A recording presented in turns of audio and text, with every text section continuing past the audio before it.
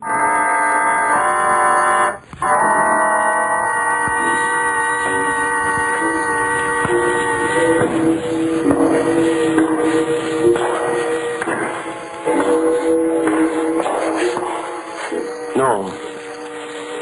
stay where you are. Do not break the stillness of this moment. For this is a time of mystery. A time when imagination is free and moves forward swiftly, silently. This is the haunting hour.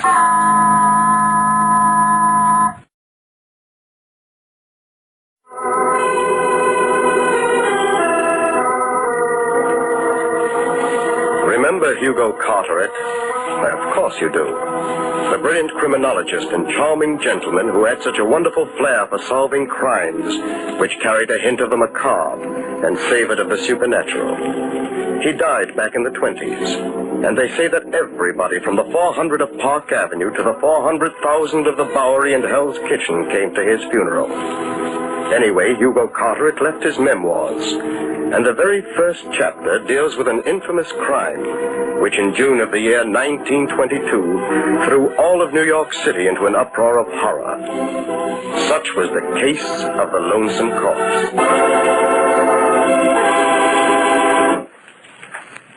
Greystone Park used to be the private estate of old Caleb Greystone, eccentric recluse and, incidentally, millionaire many times over. When Caleb died, he willed the estate to the city of New York. The city fathers, properly grateful, promptly converted the estate into a park. It was public in that it was open to the public, but it had a private look, because a 15-foot wall of polished stone completely surrounded it. One day, back in June of 22, a big car drove up to the only entrance. In the back seat of the limousine was William Marsden, wealthy lawyer and executor of the Greystone estate, and he had come to inspect the ground.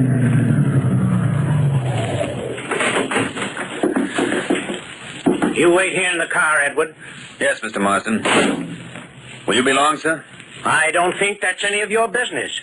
I pay you to chauffeur me around, not to ask me questions. Yes. I was only bringing up the fact that it's getting dark, and you said you had to be at the plaza by 9. I'm perfectly able to take care of my own business, Edward. I'll mind mine and you mind yours. You wait here in the car till I'm through in the park. Understand? Yes, Mr. Marsden.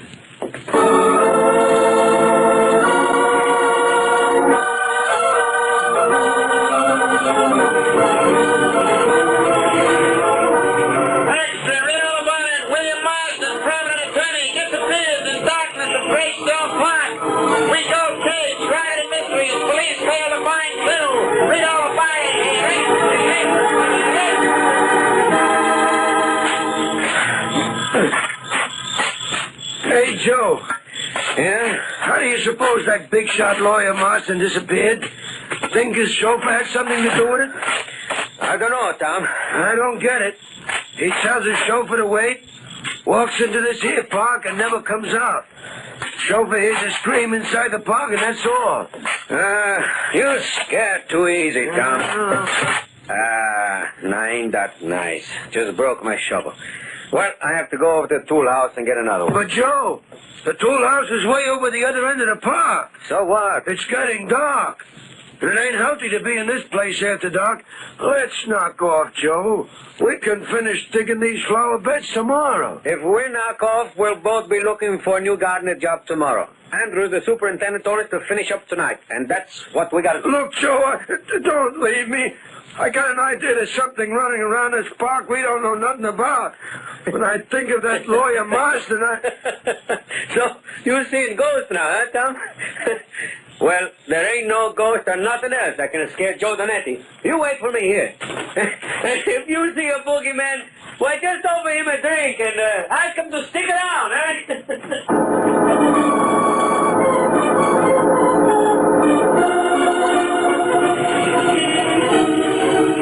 Extra, Greystone Park, 22nd victim. Park gardener leaves companions for tool house and never returns.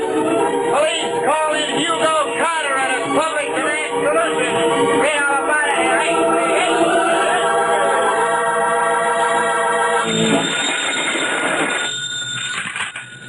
Headquarters, Sergeant Hogan speaking. What?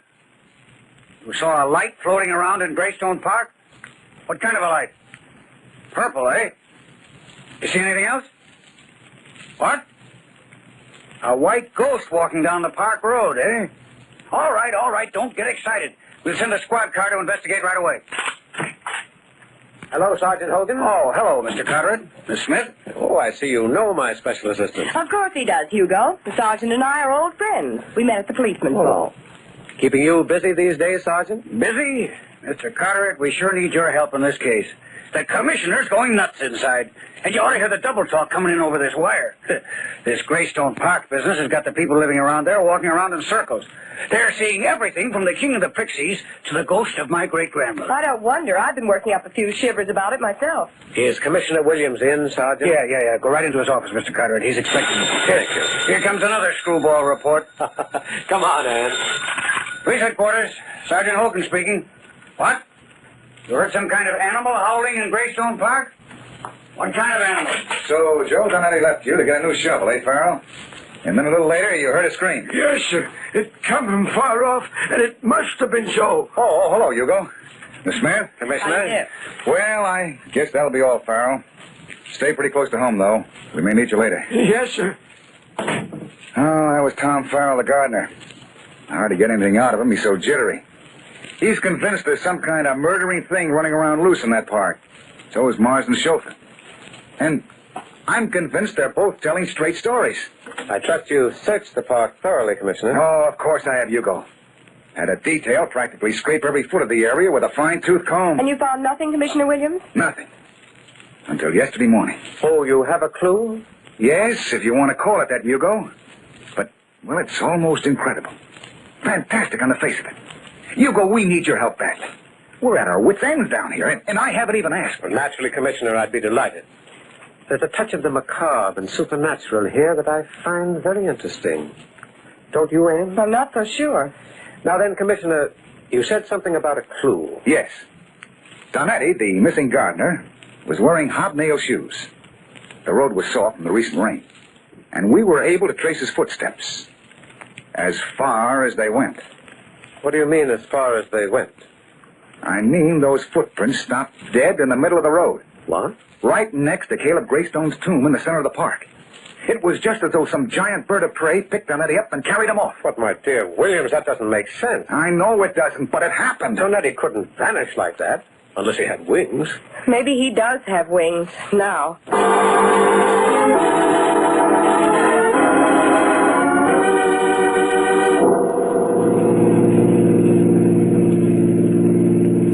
You know, Anne, I can't get those footprints out of my mind. They interest me. They scare me. In fact, I think I'll stop in at Greystone Park and have a look at them. You mean now? Yes. Oh, but Hugo, it's midnight, and there's something dangerous roaming around in that park. Something deadly. Why not wait until tomorrow in the daylight? Because the things that happen in Greystone Park, Anne, seem to happen at night.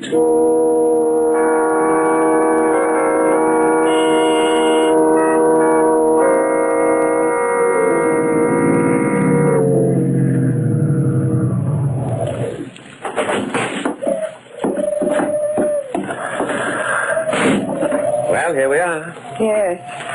Peaceful, serene Greystone Park. The place that people just hate to leave. You should have let me drop you at your apartment, Anne. This is no place for a girl. Oh, no, Mr. Carteret. I'm going right with you. Well, here's the gate. It's the only entrance or exit. Let's try it.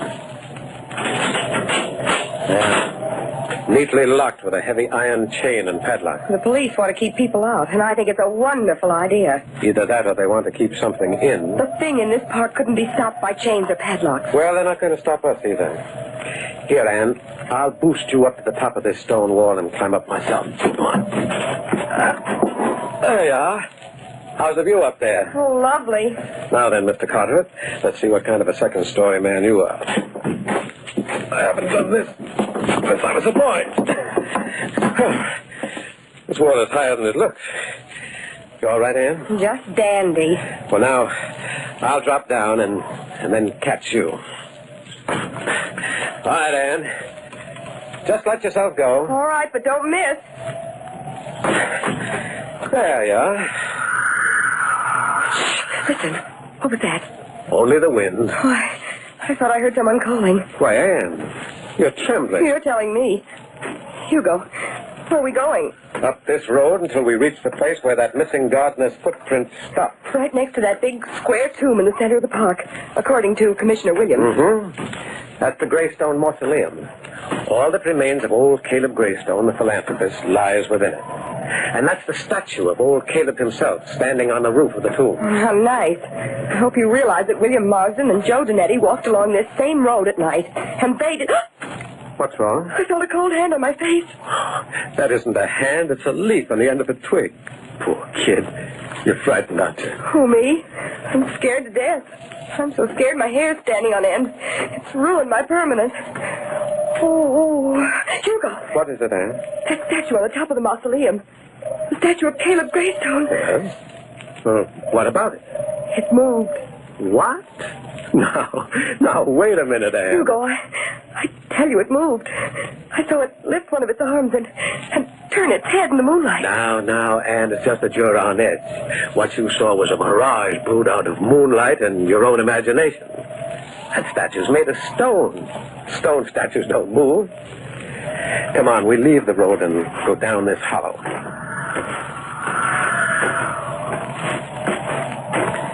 Well, here we are. Here's the tomb. And here's Donetti's footprints, just as the commissioner said. They're pretty faint, but... Wait a minute. What is it, Hugo? Look up at that statue of Caleb Greystone. Up there on the mausoleum roof. What about it? Well, when we saw it on the other side of the hollow, it faced toward the road, didn't it? Why, yes. Now it's facing away from the road. And it did move, Hugo. It did move. More than that, Anne. While we lost sight of it down in that hollow, it turned completely around.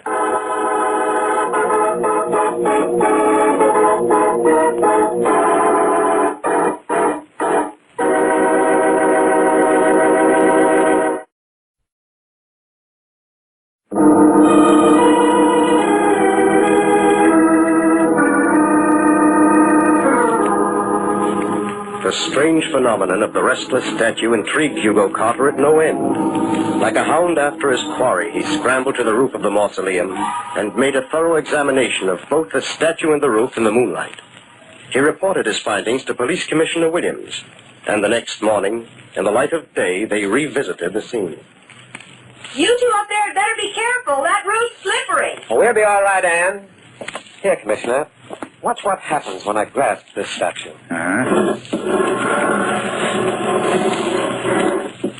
Yeah, interesting, Hugo. It turns loosely on that upright bar. Yes. And I've no doubt that old Caleb Greystone is turning down below in his tomb at this sacrilege we're committing on his image. You know what, Commissioner? What? This statue isn't marble through and through. It's merely a marble surface on a light aluminum base. A man could lift it right off this support and walk off with it over his shoulder. Yes, he could. Well, not that it proves anything. But these scratches on this polished stone roof, May, almost looks as though they led to the door of the crypt on the other end of the roof. It's hard to tell. I tried the door of the crypt last night. It was locked. Yeah, it's still locked. Hey, it's a massive tomb. Big enough to take care of 20 dead millionaires. Yes, you'd think old Caleb Greystone would be pretty lonely down there. And his condition to be lonely anywhere. Well, Hugo, where do we go from here? Let's have a talk with the park superintendent, Commissioner. His office is over there on the left. Maybe he'll be able to throw a little light on the proceedings. As the old saying goes, you never can tell.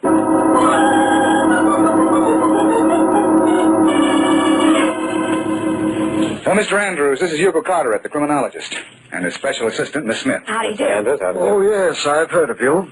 How do you do? As superintendent of the Greystone Park, Mr. Andrews, we thought you might give us a little information on that tomb. Always glad to help the police, Commissioner Williams. Thank you. Now then, has that statue of Caleb Greystone always faced the road? Why, yes, as far as I know. It doesn't now, Mr. Andrews. You can see for yourself through the window.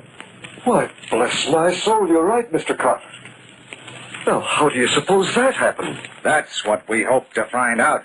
Interesting idea to build a statue of yourself and put it on your own mausoleum. Mr. Greystone had it made in memory of himself as a reminder to the public that he had converted his private estate into a park for their benefit. Mm-hmm. Somewhat of an egotist, huh? And from what the newspaper files say, eccentric. They practically accused old Caleb of dealing in black magic and selling his soul to the devil. Oh, I understand the whole family was rather peculiar, Mr. Andrews. Well, yes, I suppose it's true. There were all sorts of rumors. Old Caleb was the eldest son, and he hated the rest of his family. Cheated them out of the family fortune, they say. It's said that he drove his own brother Arthur into poverty. Yes, I remember the case. Arthur Greystone disappeared. Bureau of Missing Persons never did locate him. Mr. Andrews, that mausoleum out there is a pretty massive affair. Is old Caleb the only one buried there? Yes. As I said, he hated the rest of the family. He specified in his will that only he was to be buried there. That wasn't very hospitable of him. So old Caleb has that whole place all to himself, huh?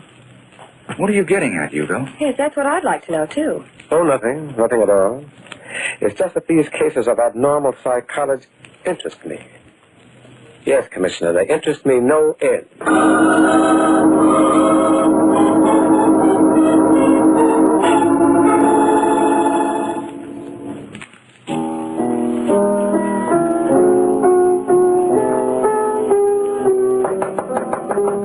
Come in. Oh, hello, Anne. Hello, Hugo. Relaxing at the piano, I see. Yes. Would you like me to stop? No, I like that melody you're playing. So do I. You know, music brings a certain clarity to the jumbled mind. It resolves things. It's a mental lullaby. Where have you been, Anne? Down at police headquarters. Poor Commissioner Williams. Why poor Commissioner Williams? Every newspaper in town is clamoring either for a solution to this Greystone Park mystery or a new police commissioner. Yes, I know. It's a pity. You know, Anne, Frank Williams is not only a gentleman, he's our friend. I think the time has come for us to try and crack this case. The time has come, all right, but how? Well, we've seen the outside of Caleb Greystone's tomb. It might be interesting to have a look at the inside. The inside? Yes. I've got an idea that's where our solution lies. But how are you going to get in? That door of the crypt on the roof is locked tight. Well, Anne, if I may boast a little, I have a certain skill with burglar tools. Yes, I know, but you can't go there in broad daylight and burglarize somebody's mausoleum. I don't propose to go there in broad daylight. You mean we're going tonight? I mean, I'm going tonight. I'm taking you home right after dinner. Oh, no, you don't. You need someone to hold your flashlight. And besides, I'm just mad about mausoleum.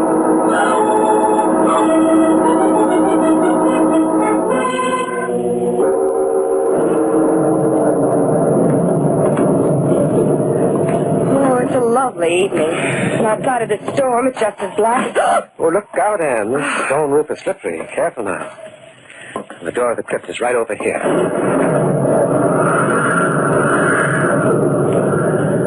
Now keep your flashlight trained right on this lock. But wait a minute. How did that happen? How did what happen? Why, the door of the crypt is unlocked. Unlocked? Yes. Somebody's been here ahead of us.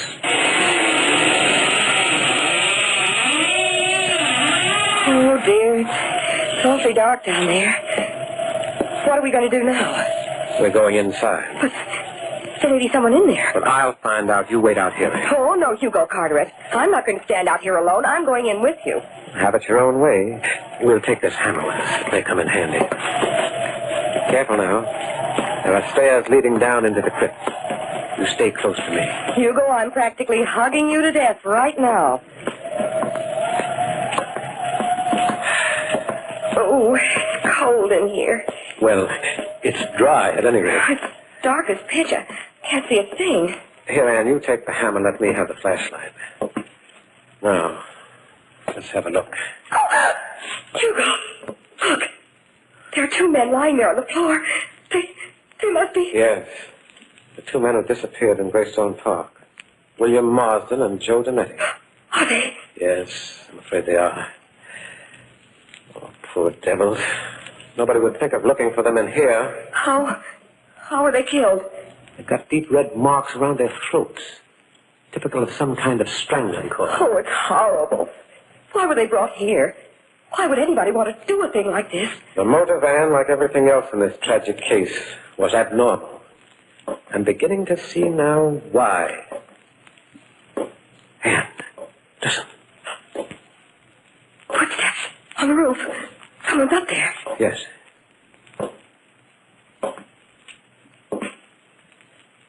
Stop by the crypt door. Hugo, do you think it's the restless statue? Perhaps. I do know it's the killer. And he's coming down the steps. Put out that flashlight and flatten yourself against the wall.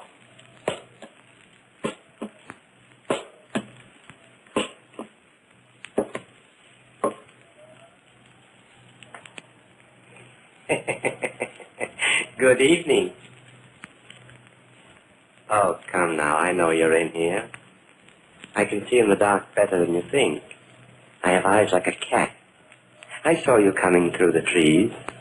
I left the crypt door open for you. You walked right in, you fools. You walked right in. Who are you? Why, my name is Arthur Greystone. This is the Greystone tomb. I live here with my friend. So you killed these two men? Yes, it was lonesome here. I wanted my brother Caleb over there in the casket to have company. He wanted to sleep alone in this big, beautiful mausoleum. It was so selfish of him, so selfish. But now he has two others to sleep with him. And soon he'll have four. You took the statue of your brother off the supporting rod, didn't you, Arthur? It was light enough to carry. You hid it here in the tomb and posed as your brother's statue. In the dark, your victims couldn't see that the statue was alive. You dropped a cord around their necks as they passed below. You're very clever, my friend. No, I wouldn't move if I were you. I have the strangling cord here in my hand, and I'm very good at using it. Why did you do all this? My brother Caleb cheated me in life, drove me into poverty. Then he tried to cheat me even in death. He built this tomb and willed that only he would sleep here. This is your idea of revenge, filling his tomb with sleeping companions. Yes, I waited years to get even. Caleb wanted to be alone, but now he'll never be alone. He'll never be able to realize his dying wish. Well, this talk has been very pleasant. Yes, indeed, but now we must get to work. I'll take you first, young lady. Please don't try to resist. I assure you I'm very strong. And really, I don't want to make you suffer. Look out, Anne! I tried to blind you with your flashlight, with you! You fool! I can hold it! I can you with my bare hands! Oh, I'm stronger than you do here! Nice work, Anne. You handle a hammer like a carpenter. Oh, Hugo, I'm afraid I killed him. No, you just stunned him, that's all, Anne. I'll tie him up in his own cord in a moment. But first, let's have a good look at him with this flashlight. Lift that white hood of his, will you, Anne? Hugo, it's Tom Farrell, the gardener.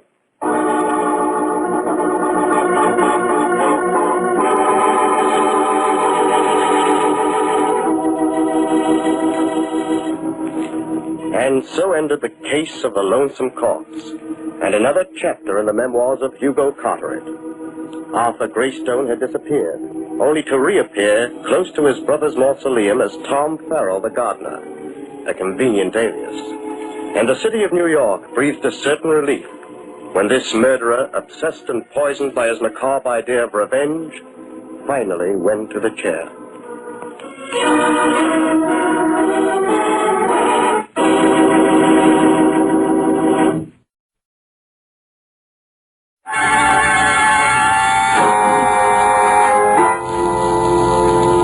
From shadows and stillness, mystery weaves a spell of strangest fascination, charging the mind with doubt and fear. For mystery is a strange companion, a living memory. In the haunting hour.